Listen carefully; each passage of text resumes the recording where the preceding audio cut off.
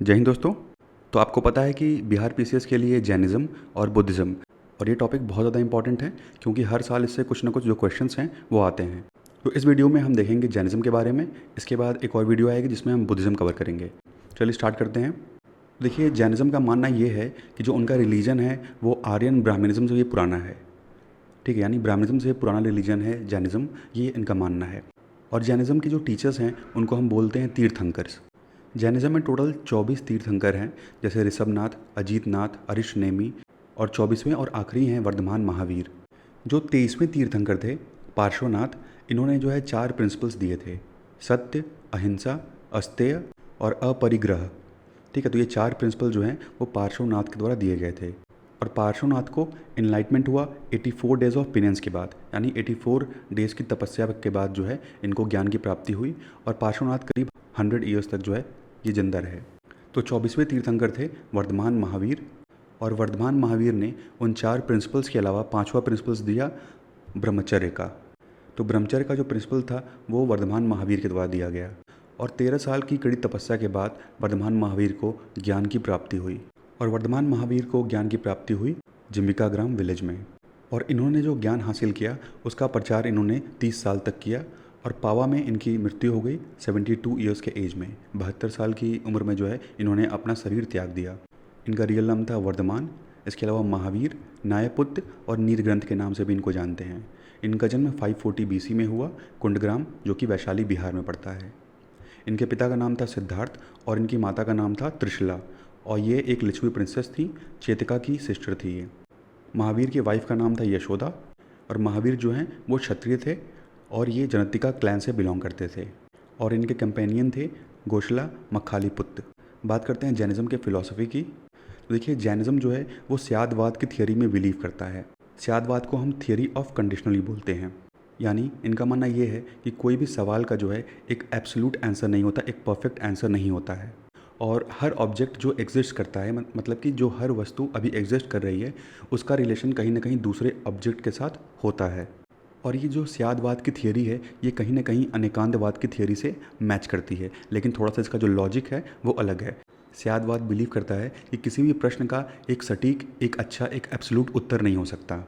और जो हर object exist कर रहा है वो कहीं ना कहीं किसी और ऑब्जेक्ट की वजह से एग्जिस्ट कर रहा है। जो वस्तु है वो कहीं ना कहीं किसी और वस्तु से जुड़ी हुई है। तो सभी चीज़ें जो हैं वो आपस में लिंक हैं कहीं ना कहीं से। तो ये बिलीफ है स्यादवाद का। जैन की फ़िलॉसफी का जो मेन फीचर है वो ये है कि ये जो है 2 कैटेगरी पे बिलीव करते हैं। जैसे पहला है जीव, यानी पहली चीज़ जो होगी वो होगी लिविंग, और उसके अलावा दूसरी जो होगी वो होगी नॉन लिविंग। ठीक है, तो धरती पे 2 ही चीज़ें हैं, या तो वो लिविंग होगी या तो वो नॉन लिविंग होगी। तो इसी को हम बोलते हैं ड्यूअलिस्टिक मेटाफिजिक्स, यानी ये जीव और अजीव पे बिलीव करते हैं। तो जैनिज़्म के कुछ इंपॉर्टेंट फिलॉसफीज़ की बात करते हैं। तो पहला है Anekantavada. Object of knowledge have infinite characteristics. अब इसको सिंपल लैंग्वेज में समझिए। जैसे मान लीजिए कि 4 अंधे व्यक्ति हैं, ठीक, और एक हाथी है। पहला व्यक्ति जो है वो हाथी के सूंड के पास खड़ा है, दूसरा जो है हाथी के पूँछ के पास खड़ा है, तीसरा जो है वो हाथी के पेट के पास खड़ा है, और चौथा जो है वो हाथी के ऊपर है।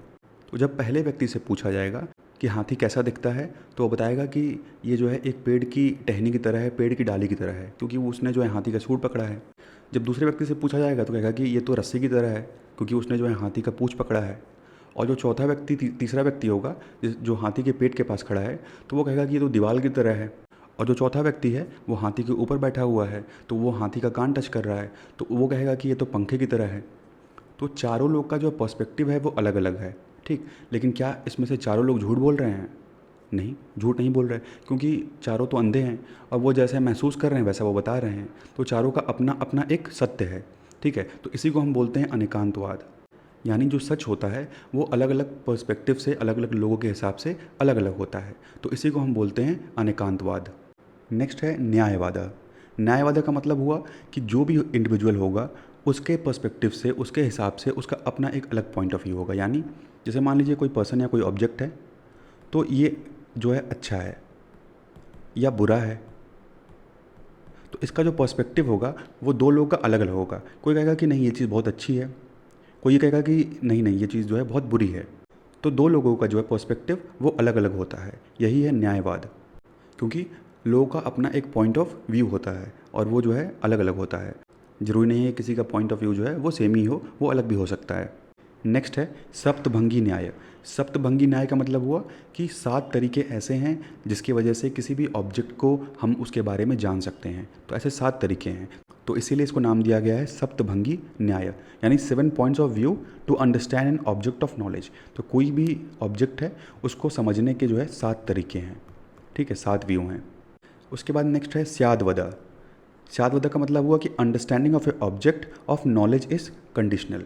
तो ये सपोज़ करिए कि कोई एक पर्सन है, ठीक है, तो वो पर्सन जो है किसी का पिता होगा, तो वो लड़का उसको क्या बोलेगा, पापा बोलेगा। और वो जो पर्सन है वो किसी का बेटा भी होगा, जैसे अपने पिता का वो बेटा होगा, तो उसके जो पिता होंगे उसको क्या बोलेंगे, बेटा बोलेंगे। पापा तो उसको वो बोलेंगे नहीं, क्योंकि बेटा कहेगा कि बेटा जो है वो तो पापा बोल रहा है। तो स्याद्वदा कहता है कि जो नॉलेज है वो कंडीशनल होती है, यानी आपको किसी भी चीज़ के बारे में संपूर्ण जानकारी नहीं होगी। तो किसी के लिए वो पर्सन पिता होगा और किसी के लिए वो पर्सन बेटा भी हो सकता है। तो ये है स्याद्वदा, यानी किसी भी चीज़ की जो नॉलेज होती है वो कंडीशनल होती है, यानी कि हमें किसी भी ऑब्जेक्ट की पूरी तरीके से जानकारी नहीं हो सकती है, उसके और अलग अलग पर्सपेक्टिव और अलग अलग व्यू हो सकते हैं, वो संपूर्ण सत्य नहीं होता। तो यहाँ पे देखिए, यहाँ 24 तीर्थंकर के लिस्ट दिए हुए हैं।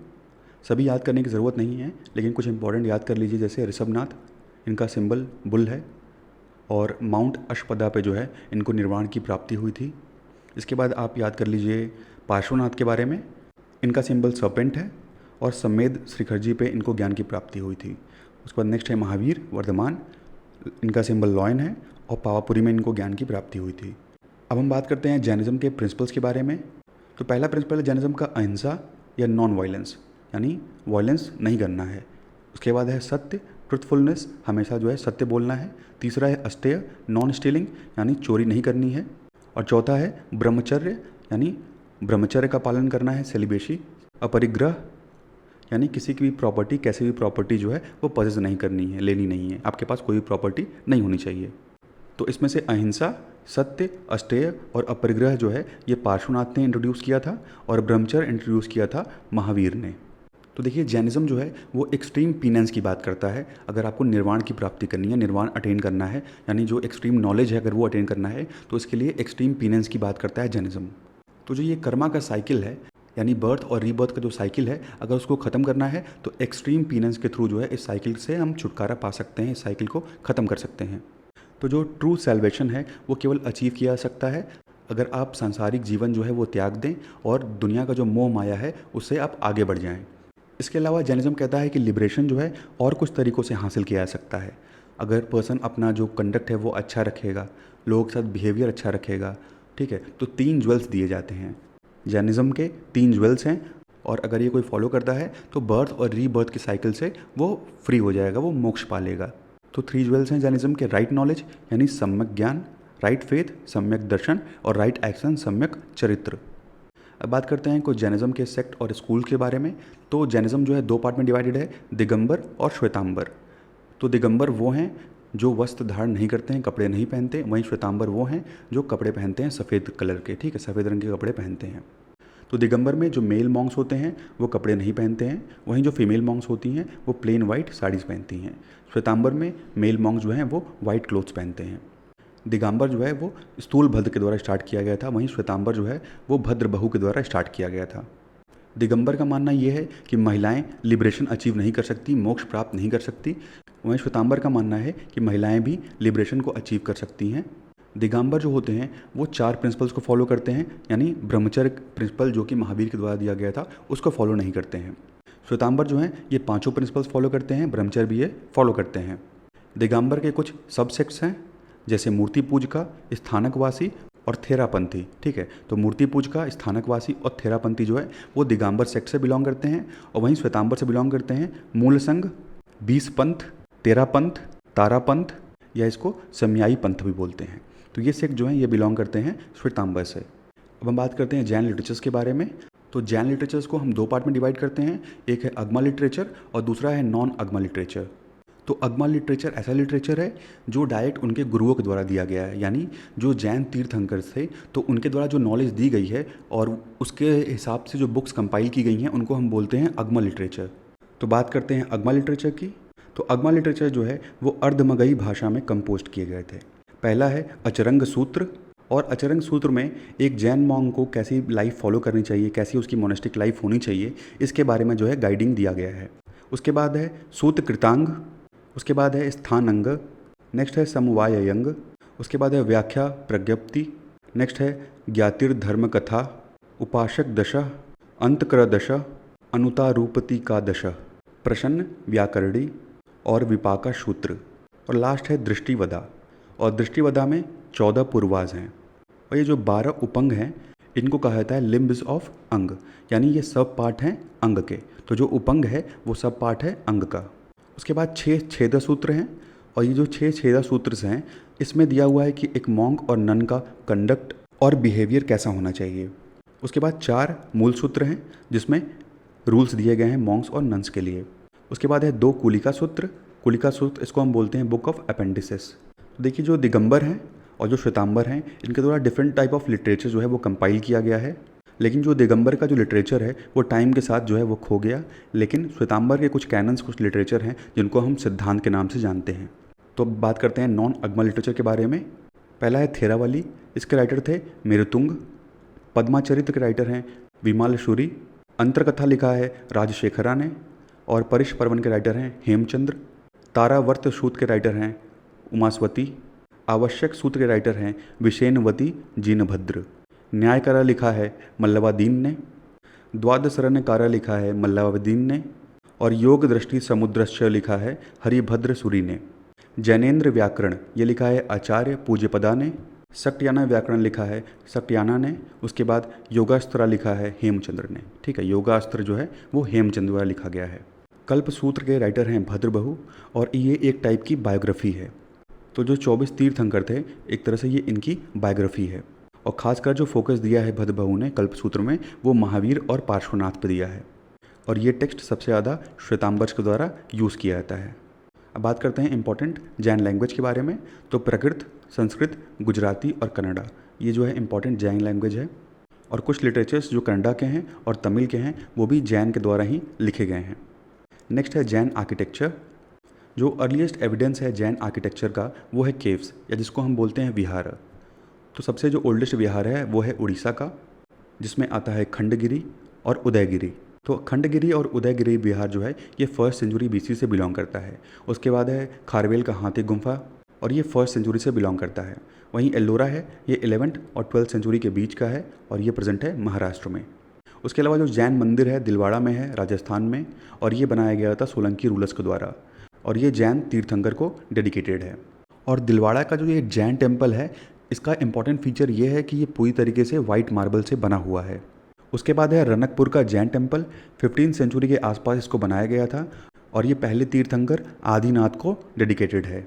और इसका इंपॉर्टेंट फीचर है कि यहाँ पे चौमुख डिज़ाइन का आर्किटेक्चर यूज़ किया गया है। बात करें कुछ इंपॉर्टेंट जैन आर्किटेक्चर्स के एग्जाम्पल्स की। 983 AD में बनाया गया था स्टैचू ऑफ गोमतेश्वर, और ये प्रेजेंट है श्रवणबेल गोला में, कर्नाटका में प्रेजेंट है। इसके अलावा जो जैन टेम्पल्स है वो ग्वालियर में प्रेजेंट है, खजुराहो में, देवघर और चंदेरी में प्रेजेंट है। और एक 84 फुट का स्टैचू है ऋषभ देव का, ये बनाया गया था 12th सेंचुरी AD के आसपास। ये भवन गजा में है जो कि बदौनी डिस्ट्रिक्ट मध्य प्रदेश में पड़ता है। अब बात करते हैं जैनिज्म के कुछ रॉयल पैटर्न्स की। तो साउथ इंडिया में देखेंगे तो कदम्बा और गंगा डायनेस्टी ने जैनिज्म फॉलो किया था। उसके अलावा अमोघवर्ष जो कि राष्ट्रकूट डायनेस्टी के थे इनके द्वारा भी जैनिज्म फॉलो किया गया था, और सिद्धार्थ जयसिंह और कुमार पाल इनके द्वारा भी फॉलो किया गया था जैनिज्म। वहीं नॉर्थ और ईस्ट इंडिया की बात करें तो बिम्बिसार, अजातशत्रु और उद्दाइन ये थे हरेंक वंश के, इनके द्वारा फॉलो किया गया था जैनिज्म। नंदाज ने फॉलो किया था चंद्रगुप्त मौर्य, बिंदुसार और संप्राति। उसके बाद अवंती के प्रद्योत के द्वारा, उसके अलावा सिंधु सौरवा के उद्दाइन और कलिंग के खारवेल के द्वारा, और विदेह के चेतका के द्वारा भी फॉलो किया गया था जैनिज्म। तो ये कुछ जो है रॉयल पैटर्न थे, राजा थे जिनके द्वारा जैनिज्म फॉलो किया गया था। अब जैनिज्म के कुछ इंपॉर्टेंट टर्म्स के बारे में बात करते हैं। तो पहला है पोषधा।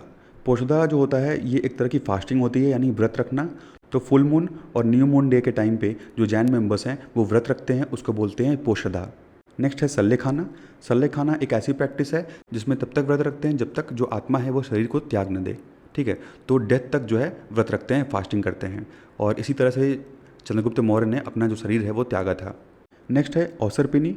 देखिए जैन धर्म में जो है एक कॉस्मिक साइकिल होती है, तो उसी कॉस्मिक साइकिल को फॉलो करते हुए लोग जो है ज्ञान की प्राप्ति करते हैं। तो जब ये कॉस्मिक साइकिल डिसेंडिंग ऑर्डर में चलती है तो इसको बोलते हैं अवसरपिनी। नेक्स्ट है थेरावाद। थेरावाद जो है वो जैन कल्प सूत्र के सेकंड सेक्शन से बिलोंग करता है, जिसमें कुछ लिस्ट ऑफ स्कूल्स दिए गए हैं और उनके लीडर्स के बारे में दिया गया है। नेक्स्ट है अजनानवाद। तो अजनानवाद कुछ ऐसी कमियां हैं, यानी 67 टाइप की ऐसी कमियां बताई गई हैं कि अगर आपके अंदर वो कमी है तो आप जो है वो मोक्ष की प्राप्ति नहीं कर सकते। यही है अजनानवाद। तो नेक्स्ट है महाव्रत। महाव्रत जो है वो 5 प्रिंसिपल हैं जो जैन मॉन्क्स को फॉलो करना है, जैसे ब्रह्मचर्य, अष्टेय, अपरिग्रह, ठीक है, ये सब 5। उसके बाद है अनुव्रत।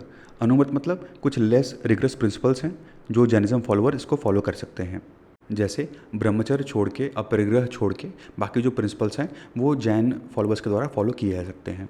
तो जो अवसरपिनी था उसी का उल्टा है उत्सरपिनी, ठीक है। ये था डिसेंडिंग ऑर्डर में और ये है असेंडिंग ऑर्डर में। तो जैन कॉस्मिक साइल का असेंडिंग ऑर्डर होगा उत्सरपिनी और जैन कॉस्मिक साइल का डिसेंडिंग ऑर्डर होगा अवसरपिनी। जो जैनिज्म की पहली कॉस्मिक साइकिल है वो है सुषमा सुषमा, और इस साइकिल को वेरी हैप्पी और वर्चुअस पीरियड कहा जाता है। और जो लास्ट पीरियड है 6th, वो है दूसमा दूसमा, और ये जैन कॉस्मिक साइकिल का जो है 6th और लास्ट पीरियड है। नेक्स्ट है त्रिशस्ति कला पुरुष चरित्र। ये लॉन्गेस्ट पोयम है which is compose by a Jain scholar Hemchandra. तो हेमचंद्र के द्वारा जो है ये पोयम लिखी गई है और इसमें 63 इनलाइटेंड मेम्स के बारे में बताया गया है और साथ ही साथ 24 तीर्थंकर्स के बारे में भी बताया गया है। अब बात करते हैं इंपॉर्टेंट फिलॉसफीज ऑफ जैनिज्म। तो केवल्य यानी केवल ज्ञान, यानी जो ट्रू नॉलेज है, सुप्रीम विजडम है, इसको हम बोलते हैं कैवल्य जैनिज्म में। नेक्स्ट है असरव। असरव का मतलब हुआ inflow of karma to the soul occurring at every second in life, यानी हर सेकंड हम अपना कोई ना कोई कर्म कर रहे हैं तो वो हमारे सोल से क्या हो रहा है, जुड़ रहा है, अटैच हो रहा है, तो वो है असरव। उसके बाद है समवरा। समवरा का मतलब जो ये कर्मा का फ्लो है वो स्टॉप हो जा रहा है, ठीक है। तो ये स्टॉप कब होगा, जब केवल ज्ञान की प्राप्ति होगी, तो उसको हम बोलते हैं समवरा। उसके बाद नेक्स्ट है निर्जरा। निर्जरा का मतलब जो एक्यूमुलेटेड कर्मास थे, जो कर्मा हमारे सोल में इकट्ठा हो गए थे, उसको ब्रेक करना और ये संसार के साइकिल से मुक्ति पा जाना, यानी cycle from birth, death and rebirth, और मोक्ष की प्राप्ति, ये है निर्जरा। नेक्स्ट हम बात करते हैं कि जैनिज्म का डिक्लाइन कैसे हुआ। तो पहला था डिक्लाइन होने का रीज़न कॉन्सेप्ट ऑफ अहिंसा। अहिंसा यानी जो नॉन वायलेंस का जो कॉन्सेप्ट था, इसकी वजह से जैनिज्म डिक्लाइन किया। क्यों? क्योंकि ये बहुत ज़्यादा टफ जो है कॉन्सेप्ट था। इसके अंतर्गत ये कहा गया था कि अगर तबीयत खराब होती है तो मेडिसिन भी अवॉइड करना है, तो इसीलिए इतना टफ रिलीजन जो है लोगों के द्वारा फॉलो नहीं किया गया और जैनिज्म का डिक्लाइन हो गया। तो नेक्स्ट वीडियो में दोस्तों हम बात करेंगे बुद्धिज्म के बारे में। Thank you and thanks for watching.